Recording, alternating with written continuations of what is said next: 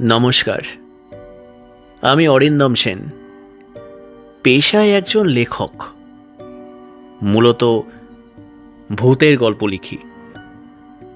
আমার পাঠকরা মনে করেন আমার কল্পনা শক্তি খুব প্রখর।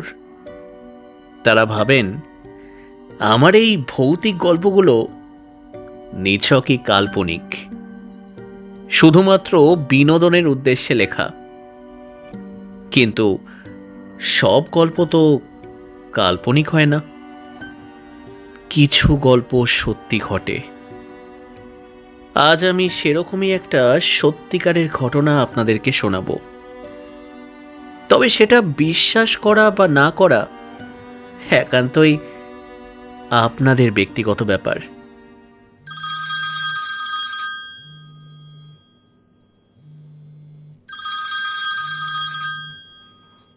হ্যালো। কি রে, এখনো পড়ে পড়ে ঘুমোচ্ছিস নাকি? কে? আরে আমি ঐশী রে। বল।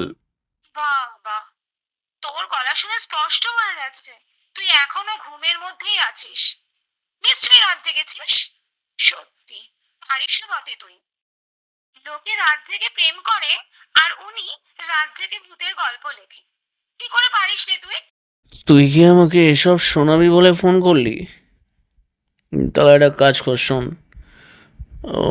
আরও 2-3 ঘন্টা পর ফোনটা কর, আমি একটু ঘুমিয়ে নি। উফ, ঘড়িতে কটা বাজে দেখেছিস? ঐশীর কথা শুনে আমি টেবিলে রাখা ঘড়িটার দিকে তাকালাম। দেখলাম সকাল 9টা। শোন, আমি আর সৌভিক একটু বাদে আসছি তোর বাড়ি। তাই আর না ঘুমিয়ে ফ্রেশ হয়ে নে, কথা আছে। কি কথা? দেখা হলে বলবো, এখন রাখছি। ঐশী ফোনটা কেটে দিল। আমিও ল্যাদ খেতে খেতে বিছানা ছেড়ে কোনো রকমে উঠলাম। কিন্তু মাথার মধ্যে ঘুরতে থাকলো, কি এমন কথা যার জন্য ঐশী আর সৌভিক আমার বাড়িতে আসবে? না, সে আসতেই পারে, তাতে কোনো সমস্যা নেই। কিন্তু কথাটা কি? ভাবলাম একবার সৌভিককে ফোন করে জিজ্ঞেস করি। কিন্তু ওকে ফোন করার পর দেখলাম ওর ফোনটা সুইচ অফ বলছে। ব্যাপারটা কি? जिस नंबर से आप संपर्क करना चाहते हैं वह अभी स्विच ऑफ है। कृपया कुछ समय पश्चात प्रयास करें। The number you are calling is currently switched off. Please try later. যাই হোক, অত মাথা না ঘামিয়ে মুখ হাত পা ধুয়ে স্নান করতে বাথরুমে ঢুকলাম। কিন্তু বাথরুমে ঢুকে দেখি কলটা খোলা। কি ব্যাপার? আমি তো কল বন্ধ করে গিয়েছিলাম কাল রাতে, খুললোটাকে? যাই হোক, আমি স্নান সেরে ব্রেকফাস্ট করে রেডি হয়ে বসার ঘরে এসে বসলাম। কখন আসবে ওরা? ভাবলাম একটা ফোন করি ওদের। প্রথমে ঐশীকে কল করলাম, जिस नंबर সুইচ से অফ आप বলছে। संपर्क करना चाहते हैं वह अभी स्विच्ड ऑफ है। এরপর সৌভিককে কল করলাম, द नंबर সেই यू आर এক calling is switch off currently বলেই যাচ্ছে। Switched off. Please try letter. হঠাৎ কলিং বেলটা বেজে উঠল। মনে হয় ওরা এসে গেছে। আমি দৌড়ে গিয়ে দরজাটা খুললাম। দরজা খুলতেই দেখি সৌভিক আর ঐশী দুজনেই হাসি মুখে দাঁড়িয়ে আছে। আমি ওদের বললাম, কি ব্যাপার তোদের? তোরা দুজনেই ফোনগুলোকে সুইচ অফ করে রেখে দিয়েছিস। তার উপর ঐশী, তুই একটা সকালবেলা কি বললি? হ্যাঁ, কি কথা আছে তোর? কি চলছে বলতো তোদের? এত প্রশ্ন একসাথে করলে কিন্তু উত্তর পাবি না। আগে আমাদের ভেতরে তো ঢুকতে দে, নাকি দরজার সামনে ইন্টারভিউ নিবি? আয়, ভেতরে আয়। ওরা দুজনেই ঘরের ভেতর ঢুকলো। আমি বাইরের দরজাটা বন্ধ করে দিলাম। ঐশী চারপাশে তাকিয়ে বলল, তোর বাড়িটা আগের মতোই আছে, একদম বদলায়নি। মানে? শুধু শুধু বদলাবে কেন? আসলে কত কিছুই তো বদলে যায়, তাই না? আমরা হয়তো টেরও পাই না। আমি বিরক্ত হয়ে বললাম, ধুর, কি বলছিস বলতো? আমার মাথায় কিছুই ঢুকছে না। সরাসরি বলতো কি হয়েছে। তুই কাল কটায় ঘুমোতে গেছিস? মোটামুটি রাত 2টো নাগাদ। কেন? তোর বাড়িতে কি কাল রাতে কেউ এসেছিল? আমার বাড়িতে? কই, না তো। কে আসবে, কেন আসবে? আমার কথা শুনে ঐশী আর সৌভিক একে অপরের দিকে তাকালো। অরিন্দম, কাল রাতে কিন্তু আমরা তোকে ফোন করেছিলাম। হ্যাঁ, দেখেছি, কিন্তু তখন তো আমি লিখছিলাম। পরে অবশ্য কল করব ভেবেছিলাম, কিন্তু ভুলে গেছি। ভাই, আমরা শুধু ফোন করিনি, আমরা তোর বাড়ির সামনেও এসেছিলাম। কি মজা করছিস নাকি? আমরা শুধু শুধু তোর সাথে মজা করতে যাবো কেন বলতো? আমরা প্রায় 8 ঘন্টা তোর দরজার বাইরে দাঁড়িয়েছিলাম, বারবার বেল দিয়েছি, কিন্তু তুই দরজা খুলিসনি। অসম্ভব, আমি তো ঘরেই ছিলাম, কিছুই শুনিনি। কখন কখন এসলি তোরা? রাত 8টা। কিন্তু আমি তো কোনো কলিং বেলের আওয়াজ শুনতে পাইনি। প্রথমে আমরা ভেবেছিলাম তুই তোর লেখা নিয়ে হয়তো খুব ব্যস্ত, সেই কারণেই কলিং বেলের শব্দ শুনতে পাসনি। তাই আমরা বাইরে থেকে তোর শোবার ঘরের সামনে গেলাম, জানলা দিয়ে দেখলাম তুই লিখছিস। আমি তোকে ডাকতে গেলাম, কিন্তু ডাকতে যাবার আগে যা দেখলাম তাতে আমার মুখ অটোমেটিক বন্ধ হয়ে গেল। আমার গলা দিয়ে কোনো আওয়াজ বেরোলো না। কি দেখেছিস? আমরা দেখলাম তুই তোর ঘরে একা নেই। মানে? তোর ঠিক পিছনে একটা মেয়ে দাঁড়িয়েছিল, ওর সারা শরীরটা রক্তে ভিজে, যেন সত্য কোনো ভয়ঙ্কর অ্যাক্সিডেন্ট থেকে উঠে এসছে। চুলগুলো এলোমেলো, মুখে অদ্ভুত এক ফ্যাকাশে ভাব, আর চোখ দুটো একদম স্থির হয়ে তোর দিকেই তাকিয়েছিল। আমরা দুজনেই ভয় পেয়ে গেলাম। হঠাৎ দেখলাম মেয়েটা ধীরে ধীরে মাথা তুলে আমাদের দিকে তাকালো, তারপর হাসতে থাকলো। এটা দেখার পর আমরা আর 1 সেকেন্ডও এখানে দাঁড়াইনি, সোজা দৌড়ে এখান থেকে বেরিয়ে গেছি। শেষ নাকি আর কিছু বাকি আছে? মানে? মানে এই ভূতের গল্পটা, এটা কি এখানেই শেষ নাকি আরো একটু ক্লাইম্যাক্স বাকি আছে? এসব এসব কি বলছিস তুই? আমরা সিরিয়াস। দেখ, আমি ভূতের গল্প লিখি, এটা ঠিক কথা, কিন্তু তার মানে আমি এতটাও বোকা নয় যে তোদের বানানো এই গল্পগুলো আমি ধরতেই পারবো না। আচ্ছা ভাই, একটা কথা বলতো, তুই তো এত ভূতের গল্প লিখিস, তুই নিজে ভূত জিনিসটাকে বিশ্বাস করিস? না, করি না। একেবারেই করিস না? হুম। আচ্ছা ধর, তোর সামনে যদি কোনো আত্মা এসে দাঁড়ায়, তখন কি করবি? যে জিনিসটাকে আমি মানি না সেই জিনিসটাকে কি ভেবে কোনো লাভ আছে? তার চেয়ে বরং বল, তুই সকালবেলা কি বলবি বলছিলি? বলবো বলবো বলেই তো আমরা এসেছি। কিন্তু জানি না আমাদের কথা তুই বিশ্বাস করবি কিনা। এই, তোরা এরকম ভনিতা না করে কি হয়েছে সেটা বলবি? এরকম সাসপেন্স একদম ভালো লাগছে না। আমরা মরে গেছি অরিন্দম। ও তাই নাকি? সে কি রে, তা কবে মরলি তোরা? আমরা ইয়ার কি মারছি না ভাই, আমরা সত্যি মরে গেছি। বুঝলাম, তোরা ঠিক করেই নিয়েছিস যে আজ আমাকে তোরা ভয় দেখিয়েই ছাড়বি, তাই তো? দেখ, আমি ভূতের গল্প লিখি মানুষকে ভয় দেখানোর জন্য, নিজে ভয় পাওয়ার জন্য নয়। অরিন্দম, আমাদের আসল রূপটা তুই যদি দেখিস তাহলে ভয় জিনিসটা তুইও পাবি। আসল রূপ মানে? মানে যে রূপ দেখলে তোর সমস্ত অবিশ্বাস এক নিমেষে বিশ্বাসে পরিণত হবে, যে রূপ কোনো মানুষের নয়, প্রেতের রূপ। এই শোন, অনেক হয়েছে। এক জিনিস তখন থেকে না একদম ভাল লাগছে না, বিরক্ত লাগছে। এবার থামা তো এসব গল্প। তার মানে আমাদের তুই বিশ্বাস করিস না, তাই তো? বেশ, তাহলে তো তোকে বিশ্বাস করানোর আর একটাই রাস্তা আমাদের কাছে বেঁচে আছে। এরপর আমি যা দেখলাম সেটা আমি আমার দুঃস্বপ্নেও কখনো কল্পনা করিনি।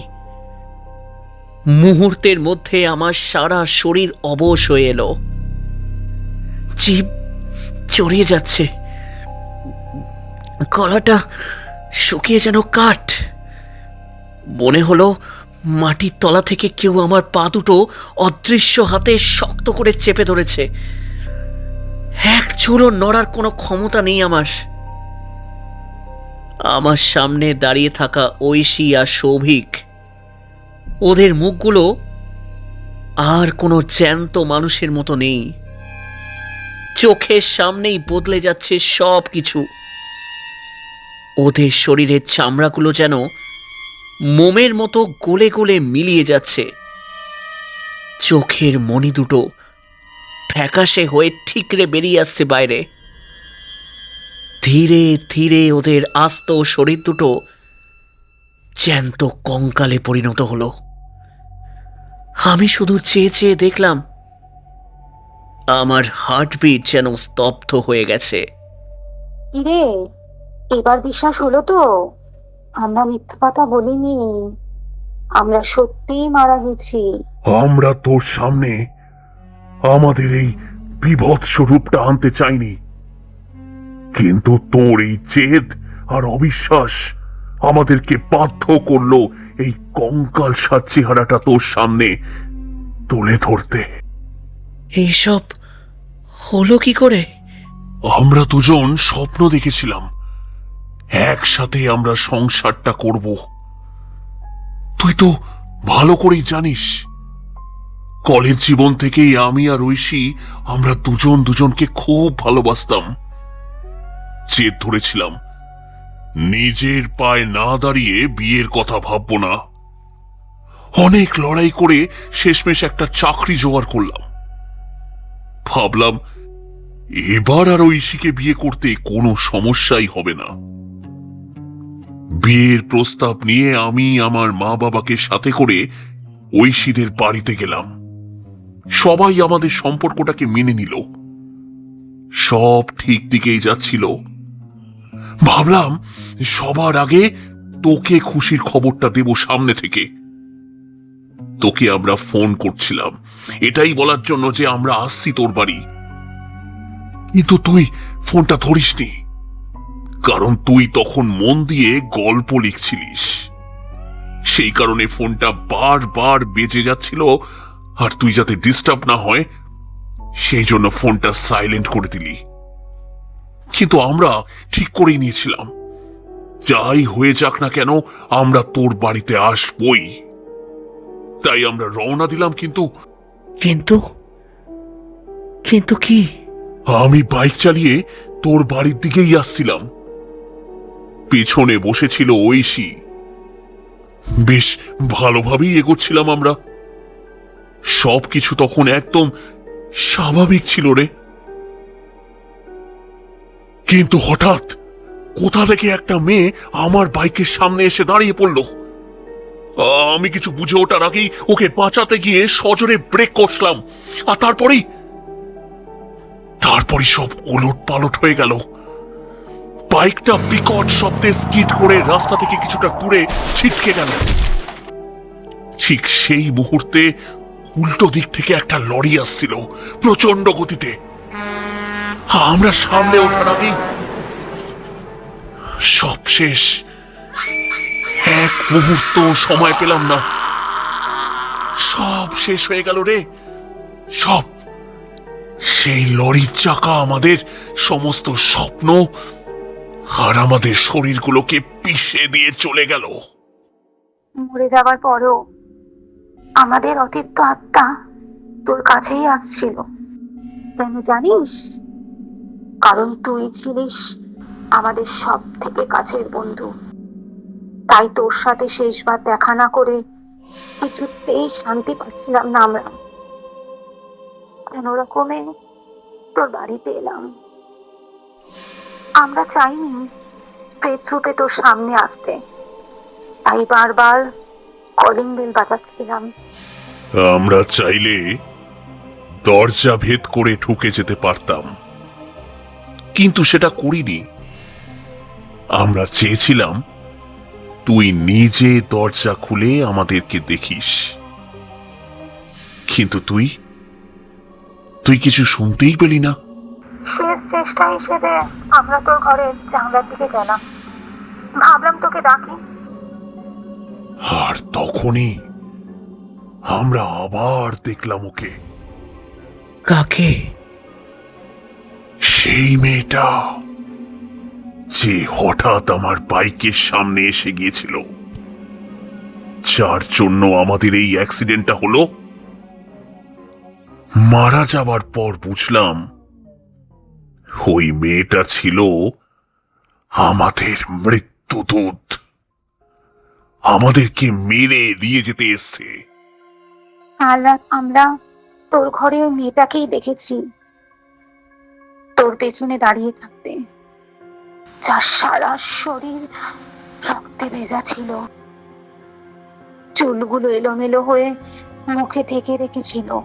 তবুও ওর চোখ দুটো আমরা স্পষ্ট দেখতে পাচ্ছিলাম, একদম স্থির, পলকহীন, শুধু তোর দিকেই সে তাকিয়েছিল। তারপর হঠাৎ ও ধীরে ধীরে মাথাটা কাট করে আমাদের দিকে তাকালো, আর তারপর একটা অদ্ভুত বিকৃত হাসি। সেই কারণেই আমরা ভয় পেয়ে চলে গেছিলাম এখান থেকে। ও, তার মানে এই কারণে তোর ফোন সুইচ অফ বলছিল, তাই না সৌভিক? হ্যাঁ রে, অ্যাক্সিডেন্টের পর আমাদের দুজনের ফোন ভেঙে গুড়িয়ে যায়। এক সেকেন্ড, তোদের দুজনের ফোন ভেঙে গুড়িয়ে যায়?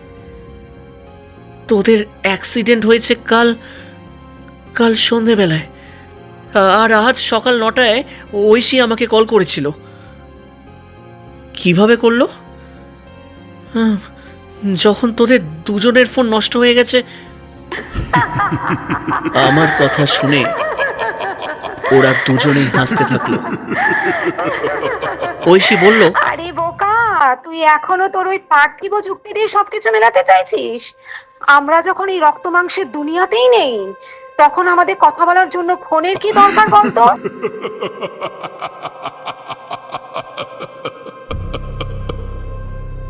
এই অরিন্দম, তুই তো ফোনটা সাইলেন্ট করে রেখেছিলিস, তাই না? তাহলে সাইলেন্ট করে রাখা ফোনে রিং বাজলো কি করে? একবার তোর মোবাইল ফোনটা চেক করে কল লিস্টটা দেখ তো অরিন্দম। ঐশীর কথা শুনে আমি আমার প্যান্টের পকেট থেকে মোবাইল ফোনটা বের করে কল লিস্টটা চেক করলাম।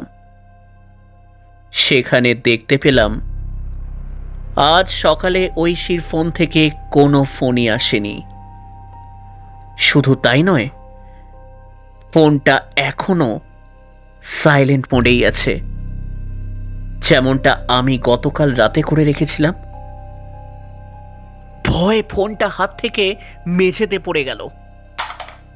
ওদের দিকে চোখ তুলে তাকিয়ে দেখলাম ঐশী আর সৌভিকের মুখে সেই কঙ্কালসার হাসিটা ততক্ষণে আরো বীভৎস হয়ে উঠেছে।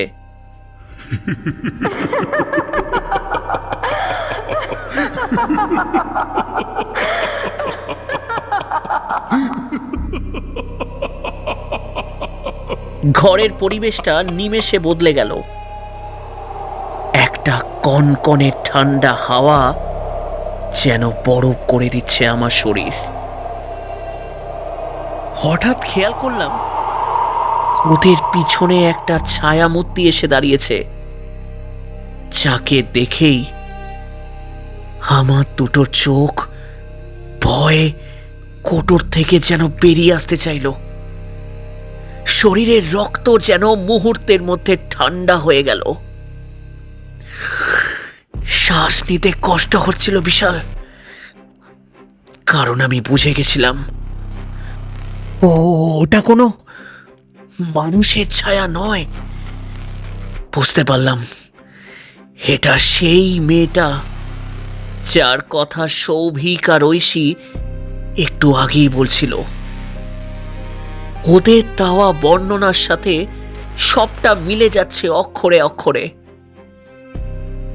মেয়েটার সারা শরীর রক্তে মাখামাখি, চুলগুলো মুখের উপর অবিন্যস্তভাবে ছড়ানো, আর সেই চুলের ফাঁক দিয়ে ও দুটো পলকহীন সাদা চোখ আমার দিকে তাকিয়ে আছে। ও ঠোঁটের কোণে একটা বিকৃত পৈশাচিক হাসি। আমরা শুধু তোর সাথে দেখা করতে আসিনি রে অরিন্দম, তুই আমাদের সবচেয়ে কাছের বন্ধু। মনে আছে কলেজে আমরা যা করতাম সব একসাথে? ক্লাস বাঙ্ক করা, ক্যান্টিনে বসে ঘন্টার পর ঘন্টা আড্ডা দেওয়া। কোনো প্ল্যানই যে তোকে ছাড়া সম্পূর্ণ ছিল না।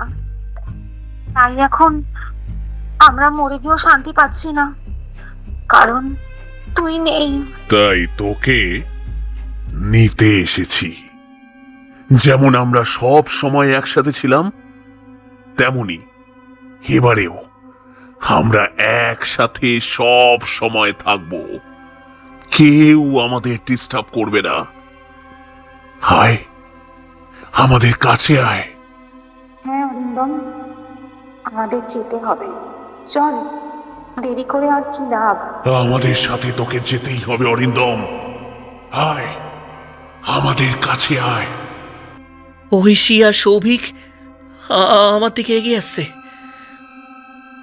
ওদের চোখে মুখে এক ভয়ানক হিংস্র হাসি। আমি পেছোতে পেছোতে কখন যে বিছানার একেবারে ধারে চলে এসেছি বুঝতেই পারিনি। ওদের পেছনে দাঁড়িয়ে থাকা সেই মেয়েটার দিকে আবার চোখ গেল আমার। ও ও একদম স্থির হয়ে দাঁড়িয়ে, ওর লক্ষ্য এখন আমি। মেয়েটা ধীরে ধীরে তার ডান হাতটা আমার দিকে বাড়িয়ে দিল। হাতটা রক্তে ভেজা, আঙুলগুলো অস্বাভাবিকভাবে বাঁকানো, যেন কোনো জীবিত মানুষের হাত এটা নয়। সেই ভয়ঙ্কর বিভৎস হাতে লম্বা লম্বা তীক্ষ্ণ নখ, আর সেই লম্বা তীক্ষ্ণ নখগুলো আমার দিকে ইশারা করছে আর বলছে, এসো অরিন্দম, এসো, আমাদের কাছে এসো, এসো।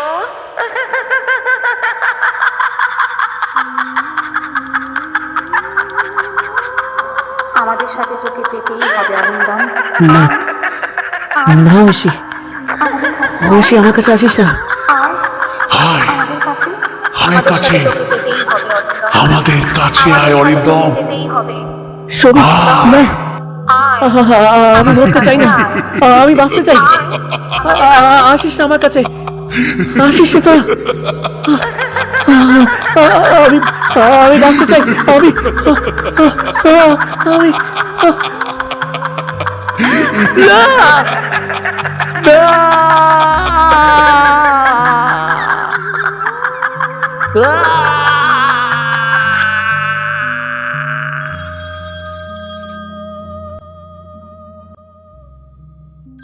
মোবাইলের শব্দে ঘুমটা ভেঙে গেল।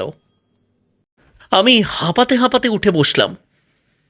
বুকের ভেতরটা তখনও ধড়ফড় করছে। চারদিকে তাকালাম, সব কিছু একদম স্বাভাবিক। কেউ নেই আমার ঘরে।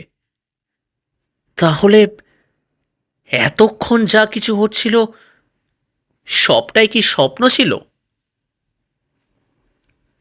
কি ভাবছেন আপনারা? ভূতের গল্প লিখতে লিখতে ঘুমের মধ্যেও নাকি ভূতের স্বপ্ন দেখছি? হ্যাঁ, আমিও হয়তো সেটাই ভাবতাম, যদি না পরের ঘটনাটা ঘটত। ফোনটা আবার বেজে ওঠে। টেবিলে রাখা ঘড়িটার দিকে চেয়ে দেখি সকাল 9টা। ফোন করেছে মৌমিতা, আমাদের সাথে একই কলেজে পড়তো। আমি ফোনটা রিসিভ করলাম। হ্যালো। হ্যালো অরিন্দম, হ্যাঁ মৌমিতা, বল। তুই খবরটা শুনেছিস? কি খবর? ঐশী আর সৌভিক কাল সন্ধ্যাবেলা বাইক অ্যাক্সিডেন্টে মারা গেছে রে। কি বলছিস তুই? আমি এইমাত্র খবর পেলাম। আমি তো এখনো বিশ্বাসই করতে পারছি না যে ওরা আর নেই। হ্যালো অরিন্দম, শুনতে পাচ্ছিস? Hello hello hello hello. কথা বলার মতো অবস্থায় ছিলাম না, তাই বাধ্য হয়ে ফোনটা কেটে দিলাম। এবার আপনারাই বলুন, এতক্ষণ যা কিছু আমি দেখলাম সেটা কি শুধুই একটা দুঃস্বপ্ন, নাকি স্বপ্নের আড়ালে লুকিয়ে থাকা এক পরম বাস্তব? ওরা কি সত্যিই চলে গেছে, নাকি এখনো এই ঘরেরই কোনো অন্ধকার কোণে দাঁড়িয়ে আমার জন্য অপেক্ষা করছে? বিশ্বাস করবেন কি করবেন না সেটা সম্পূর্ণ আপনাদের উপরেই ছেড়ে দিলাম।